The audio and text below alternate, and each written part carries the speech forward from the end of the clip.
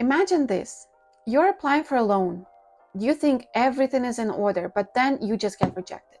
Or maybe you check your credit score and it's lower than you expected. What's going on?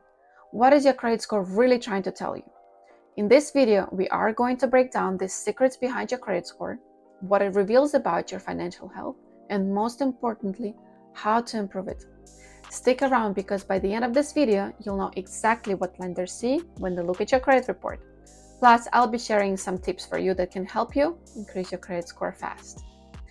Hi guys, my name is Natalia and I'm an accountant and tax expert, and I love helping people take control of their finances, understand taxes, and build wealth. So today we're diving into something that affects every financial decision you make, your credit score. Whether you are applying for a mortgage, you're trying to get a loan, or even renting an apartment, your credit score plays a huge role. A bad credit score can cost you thousands in extra interest over time. But don't worry, by the end of this video, you'll have the knowledge and tools to take charge of your credit score and start improving it today. So go grab a notebook and let's get started. So your credit score is basically your financial report card. It's a 3-digit number that tells lenders how responsible you are with your money. It typically ranges from 300 to 850, with higher scores being better. So if your score is 800 to 850, you'll get the best interest rates and higher credit limits. 740 to 799 qualifies for most loans with favorable terms. Next level, acceptable for most lenders, but with slightly higher interest rates. 580 to 669, it's risky borrowers may struggle to get good loan terms. Anything below that is a high risk. Loans and credit cards will have high fees and interest rates. Did you know, as of 2024, an average FICO score in the US is around 717, meaning most people have good credit, but there is still room for improvement. If you're aiming for a mortgage, most lenders look at a credit score of at least 620. But to get the best rates, you should aim for 760 or higher. So what does your credit score actually reveal about you?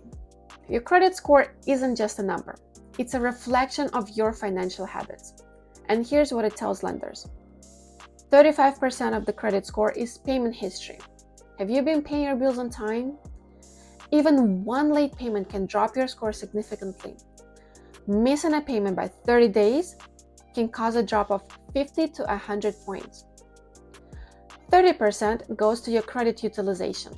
How much of your available credit are you using? Keeping your utilization under 30% is the key, but under 10% is even better. If you have a $10,000 credit limit, then try to use your balance below $1,000. 15% goes to your length of credit history. The longer you have credit, the better. A 25-year-old person with a 5-year-old credit card looks much better to lenders than a 35-year-old with only 1 year of credit history. 10% goes to your credit mix.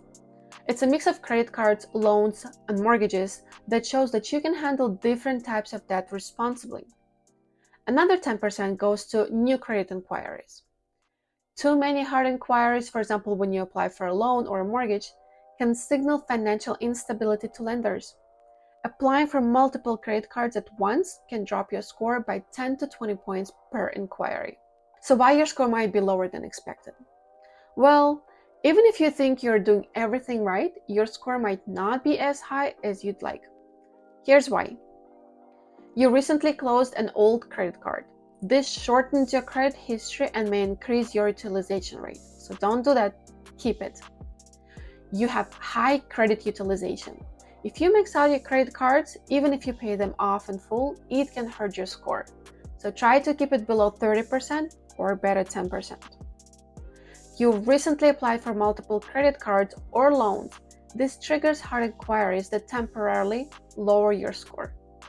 Or another reason is there's just simply an error on your credit report. According to the Federal Trade Commission, 1 in 5 people have an error in their credit report that could affect the score. Another reason could be is that you have a thin credit file. If you don't have many accounts, your score may be low simply because there isn't enough data. So how do you check your credit score for free? There is a free tool for you.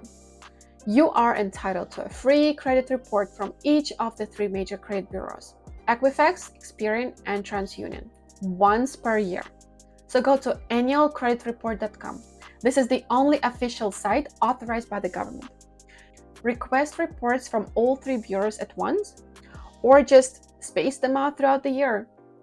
Review your reports carefully for errors such as incorrect accounts or late payments. And if you find any, dispute any credit errors immediately with the credit bureau reporting it.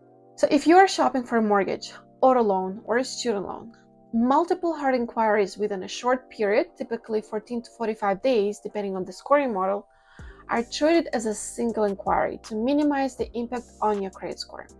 For example, FICO score model allows 45 days for rate shopping, and Vantage score models allow only 14. So the key is to do all your loan shopping quickly. So when you shop for a loan, do all applications within 2 weeks to minimize the impact of your score. So as you see, a credit score is more than just a number. It's pretty much a tool that can open doors for your better financial opportunities. Understanding what it says about your financial health can help you make smarter money decisions and build a solid financial future. Let me know in the comments what's one thing you're doing to improve your credit score. And if you found this video helpful, please don't forget to like, subscribe, and hit the notification bell so you don't miss any future videos about personal finance, taxes, and business tips. Thanks for watching, and I'll see you in the next video. Bye.